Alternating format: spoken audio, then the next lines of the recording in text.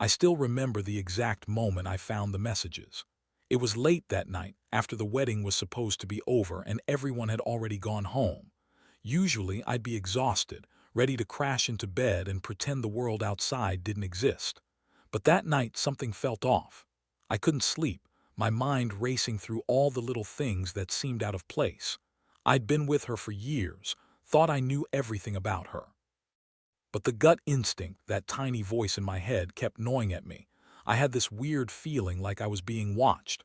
I finally gave in and grabbed her phone from the nightstand. The screen was dim, but the messages shone bright enough in the dark. I hesitated, my finger trembling. Then I saw the first message. It was from her, but the words weren't what I expected. They were intimate, secretive. They hinted at something I'd never suspected: another man. I scrolled down. The tone was familiar but coated in a layer of secrecy. They'd been talking for weeks, maybe longer. I recognized her style: flirty, casual at times, but the way they exchanged messages, it was more than just friendly. I could feel my stomach knot up. My palms went clammy. My fingers gripped the phone as I read the last message. It was a direct invite to meet right before the wedding. My head spun. How could I have missed it? She'd been sneaking around, hiding this from me. I felt like I'd been punched in the gut. The room around me blurred. The only thing clear was that phone screen, the evidence of her betrayal. I sat there, stunned, replaying every moment we'd shared. The way she looked at me, the promises she'd whispered, all of it was a lie. I wanted to scream, but instead I sat frozen. This wasn't just about a missed red flag. This was about trust, about my entire world shattering in that instant. I stared at the screen, then at her sleeping figure across the room, unaware that I'd uncovered her secret. How could she do this? How could she betray me just days before we were supposed to start our life together? It didn't make sense. It still doesn't. But I knew one thing: I couldn't ignore it anymore. I had to do something. The pain was raw in my chest, but beneath that a flicker of cold resolve ignited. She thought she'd get away with it, that I'd never find out. Well, I was about to give her a taste of her own medicine. This was just the beginning. I planned to confront her that night, but I needed to gather my thoughts first. I had to come up with a plan. A way to make her see that betrayal wasn't just some mistake she could brush off. No, I was going to make sure she paid for this. She'd learned that cheating and lies carried consequences. I couldn't live with the thought of her sneaking around behind my back, knowing I'd loved her with everything I had. That's when I realized I had to be smart. No rash accusations, no shouting. I wanted her to feel the weight of what she'd done. I wanted her to understand that the trust she'd shattered could never be repaired so easily. I closed her phone softly, my fingers trembling. The world outside was still, but inside I was already planning my next move. I had a lot of work ahead of me, and I knew that once I started there was no going back. And I wondered, was this just the start of something darker, or could I turn this around? I still didn't know. All I knew was that I was done being the fool. Whatever happened next, it would change everything. The next morning hit harder than I expected. I woke up with that shitty knot still twisting in my stomach. The sunlight filtered through the curtains, casting a dull glow over the room. I kept replaying the night before, each message, each silent second I'd wasted pretending everything was fine. My hands felt hot and clammy as I sat up, still clutching her phone like it was some kind of weapon. She was still asleep, unaware that I knew her secret. I watched her breathe, her chest rising and falling in that slow rhythm I once loved. But now it all just felt wrong, like I was seeing her for the first time, a stranger hiding behind a familiar face. I clenched my jaw. I needed answers, and I wasn't going to get them sitting there like a fool. I decided it was time to confront her. No more hiding, no more pretending. I got out of bed quietly, my shoes feeling heavy on my feet, and went to the kitchen. I tried to think of what to say, how to start this conversation without losing it completely. But I knew deep down I wouldn't hold back. I couldn't. She finally stirred when I entered the room. Her eyes fluttered open, and she looked at me with that innocent, slightly confused expression. I saw the hesitation in her eyes when she saw the phone in my hand. I didn't say a word at first. I just sat across from her, the device resting on the table like a bomb waiting to go off. "You have some explaining to do," I said, voice low and tight. She blinked, her face suddenly pale. "What are you talking about?" I slid the phone over so she could see the messages. The silence stretched so long it felt like I was suffocating. Her hand trembled as she reached for it, eyes darting over the screen. Her face went from confused to guilty in an instant. She didn't even bother denying it. "Who is he?" I demanded, my voice rising just slightly. "How long has this been going on?" She swallowed hard and avoided my gaze. "It's not what it looks like," she whispered, voice trembling. I felt my blood boil. "Not what it looks like? Then what the hell is it, Bait? Tell me. How long have you been sneaking around behind my back?" Her silence was deafening. I could see her trying to come up with some excuse, some way to spin it so I'd buy her lie. But I wasn't buying anything anymore. I felt a strange mixture of fury and disbelief, like my entire world was cracking apart. I clenched my fists, feeling the sting of betrayal sharp and raw. "You're supposed to be my future wife," I said, voice trembling with rage. "And you're screwing around with my best friend's brother. That's your idea of loyalty." Her eyes filled with tears, but her voice was barely audible. "It just happened. I didn't mean for it to go this far." "Didn't mean for it to go this far," I repeated, disgusted. "That's your excuse. That's all you've got." She broke down then, tears streaming down her face, trying to explain, but I had already shut down. My mind was racing, trying to figure out how I'd let her get so close and still miss all the warning signs. I'd been blind, or maybe I'd refused to see. Either way, I was done. Done pretending I didn't know. Done pretending it didn't hurt. I left her there crying and went to the living room. I needed space to breathe, to think. That's when the plan started forming, my revenge, the one I'd been silently plotting since I found her messages. I knew I couldn't just walk away without making her pay, without making her feel the pain she'd caused me. I sat on the couch, my mind clear now. I knew exactly what to do. I'd orchestrate everything carefully, make her believe she was still in control, then hit her where it would hurt the most, her pride, her trust, her world. I wasn't just going to confront her. I was going to make sure she regretted ever crossing that line. The worst part, I didn't even know if I wanted to save this anymore. Maybe I was better off cutting her loose. Or maybe I just wanted to see her suffer a little, to feel what I was feeling right now. Either way, I was no longer the naive guy who thought she was perfect. That part of me was gone, replaced by something colder, sharper. And as I sat there, the first step of my plan took shape. It was subtle, calculated, and ruthless. I'd already started collecting more evidence, screenshots, messages, little details that proved I was serious about this.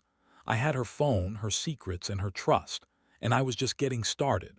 The day dragged on with a strange kind of numbness. I kept busy, but my mind was stuck on one thing: how to execute this plan without it falling apart. I couldn't just walk in and throw accusations or threaten her. That would be too obvious, too sloppy. No, I needed to be cold, methodical. I wanted her to feel like she was in control, only to realize she'd been played from the start. I spent most of the afternoon scouring her phone again, looking for anything I might have missed. I found more messages, flirtatious exchanges, secret emojis, plans to meet up. It was all there, right in front of me. I felt that familiar surge of anger. She'd been lying to me for weeks, maybe longer. I could almost taste the betrayal, bitter and metallic, in my mouth. I also called a friend I trusted to get some advice. "You sure about this?" he asked, voice cautious. "Once you do this, there's no going back." I took a deep breath. I can't live with pretending anymore. I want her to feel what she's done. I want her to know I'm not some fool she can walk all over. He hesitated. "Just be smart about it. Don't let her turn it around on you." That night, I started setting my plan in motion. I knew I had to be subtle, so I reached out to her brother, her secret lover's brother, under the pretense of catching up. I played it cool, acting like I didn't know anything. Inside, I was already picturing the moment I'd reveal everything. I kept in touch with him, slowly gathering details, making sure I knew exactly how and when they met. I wanted to make it clear. I wasn't just some guy who got hurt. I was a guy who'd been betrayed, and I was going to make sure everyone knew it. Meanwhile, I kept her close, acting normal, pretending I hadn't uncovered her secret. I did want her to get suspicious. That meant pretending to still love her, to still trust her. It was a sick game, but I knew it was necessary. The more she thought she was safe, the bigger the fall when I finally struck. One thing was clear: I needed proof that her affair was ongoing, not just a fling. I set up a few coincidences to test her reactions, like mentioning her lover's name in passing, watching her face, her body language. Every little sign she gave told me she'd crossed a line she couldn't uncross. Finally, I found the right moment. I invited her out for a talk, pretending I wanted to see if we could still salvage something. We met at that quiet cafe downtown, one I knew she liked. I sat across from her, calm on the outside but boiling inside. I didn't want her to see the storm coming. She looked nervous, fidgeting with her coffee cup. "You've been quiet today," she said softly. "Yeah," I said, voice even. "There's something I need to tell you, about us, about you." She swallowed hard, eyes flickering nervously. "What is it?" I reached into my pocket. Pulling out the phone I'd secretly collected from her earlier, I placed it on the table between us. "I know about the messages," I said quietly. "The ones you didn't think I'd find, the ones that say everything about your little affair." Her face went ghostly pale. I can explain." I shook my head. "No, Bate, you don't get to explain this away. I've seen enough. I've been lied to for weeks, maybe longer. You thought you could cheat behind my back and I'd never find out. Well, guess what? I did." Her eyes filled with tears, real desperate tears that cut through me like a blade. "It wasn't supposed to happen like this. I didn't mean for you to find out like this." "I don't care what you meant," I said, voice cold. "You crossed a line I never thought you would, so here's the deal. I've got all the evidence I need, and I've made some plans for what comes next." She looked at me, trembling, and I saw a flicker of panic. "What are you going to do?" That's when I told her. I explained how I'd been talking to her brother, how I arranged for the truth to come out on my terms. I told her I wasn't interested in a messy fight or some overblown scene. Instead, I wanted her to feel the full weight of her betrayal, how it felt to be completely exposed, utterly powerless. "I'm going to give you one chance," I said. "One chance to come clean, to admit everything. And if you do, I'll consider whether I can forgive you. But if you lie or try to spin this, I swear I'll make sure everyone knows what you did. Your family, our friends, everyone." She looked at me, tears streaming, but I saw something else, resignation. She knew she'd lost control. I could tell she was starting to realize that her secrets were about to be unleashed. That's when I saw the first flicker of her understanding. She was no longer the one in charge. As I got up to leave, her voice cracked, pleading, "Please don't ruin everything." I turned back, my voice sharp. "I'm just getting started." The next few days were a blur of tension, planning, and cold calculation. Every moment I wasn't with her, I was orchestrating the final pieces of my plan. I kept her close, pretending everything was normal, but inside, I was gathering my strength to deliver the knockout blow. I wanted her to see that I was serious, that I had everything I needed to take her down hard. I spent hours on the phone with her brother, who, surprisingly, was cooperative once he realized I wasn't messing around. We mapped out the perfect timing, the right words to make her believe everything was falling apart for her. I even arranged for a mutual friend to be nearby when I confronted her again, just in case she tried to deny or spin her way out of it. The moment came late in the evening, right when she thought she was safe. I told her I had something to show her, that I arranged for us to meet one last time. She looked nervous but played it cool. I could see the fear behind her eyes, the moment she realized she was about to lose control entirely. We met at that same quiet park near her place, under the guise of wanting closure, whatever that meant. She approached, her hands clenched at her sides, face tense. I was already there, standing by the bench, waiting for her to take the bait. I didn't waste time. "Bait," I said softly, "you've lied to me enough. I've got something for you." I pulled out her phone, which I'd secretly kept during our last conversation. I held it out, showing her the screenshots of her messages with her brother's brother, every flirt, every plan, every lie. Her eyes widened and her breath hitched. "Is this what you want to deny now?" I asked, voice steady. "Because I've got more. I've got proof you've been sneaking around for weeks. This isn't just a mistake, it's a full-blown betrayal." She looked at the phone, then at me, trembling. I didn't mean for it to get this far," she whispered. "I swear." "Stop," I cut her off. "You're not going to spin your way out of this. You think I don't know how many times you've lied, how many times you've hidden this from me." Her face crumpled. "I was just scared. I love you, I swear." "That's what you keep saying," I shot back. "But love doesn't include lying."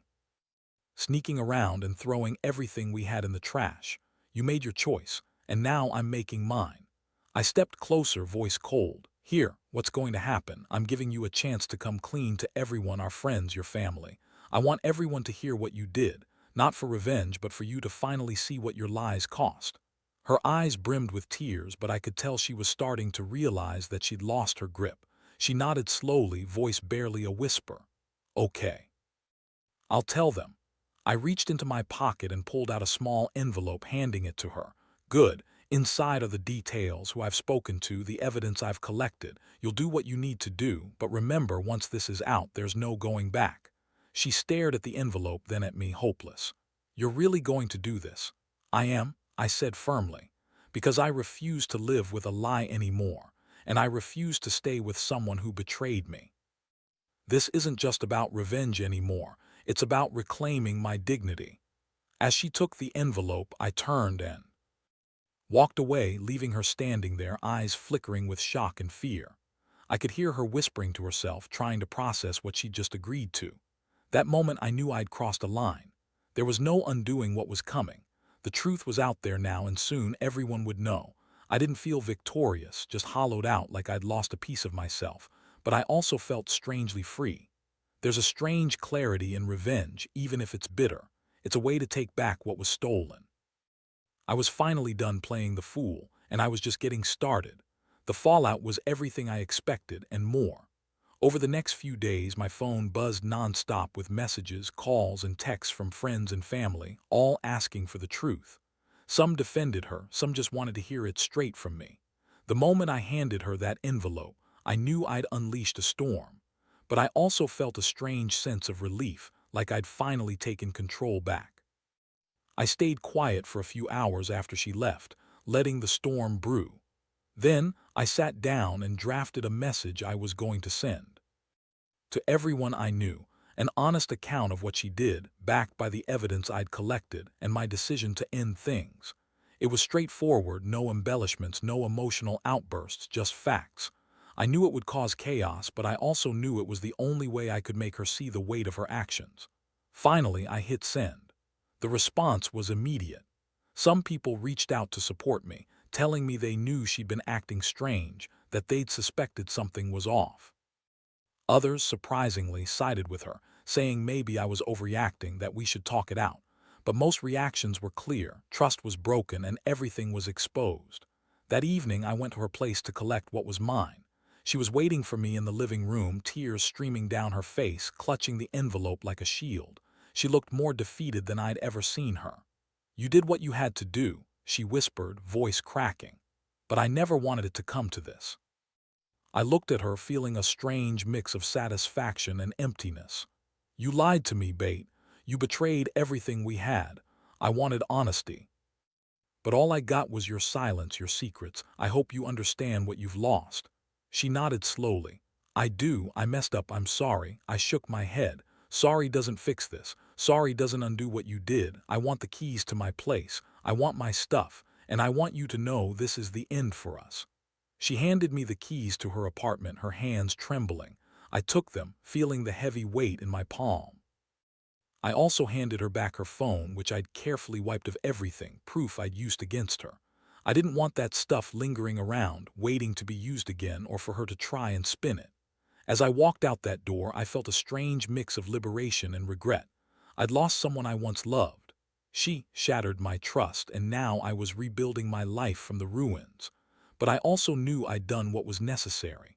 I'd taken my power back. Once outside, I took a deep breath, the cool night air filling my lungs. The world didn't seem so heavy anymore. I no longer carried her betrayal. Instead, I felt lighter, like I'd shed a terrible weight I'd been dragging around for too long. Looking back, I realized that revenge isn't about hurting someone just for the sake of it. It's about reclaiming your dignity, making someone face the consequences of their actions. It's about ending the lie and starting fresh, even if it hurts in the process. And that's what I walked away with, a bitter but necessary lesson. Trust is fragile, and sometimes you have to burn everything down to build something better. Now that everything's done, I keep thinking about how different I am from the guy who once believed in forever. That guy was naive. blinded by love and hope, thinking I could fix everything, that maybe she'd change. Turns out, some betrayals cut so deep that no apology or explanation can ever really repair the damage. I've learned that trusting blindly is a recipe for disaster, and sometimes the only way to reclaim your dignity is to cut your losses and walk away. It's been weeks since I handed her the keys and made my final exit. The house feels quiet now, almost peaceful in a strange way. I still get flashes of anger, a rush of adrenaline when I remember the look on her face, the way she begged me not to ruin everything. That look, that desperation, is burned into my mind. But I also feel a strange sense of relief, like I've finally broken free from a prison I didn't realize I was trapped in. Every morning I remind myself that I did what I had to do.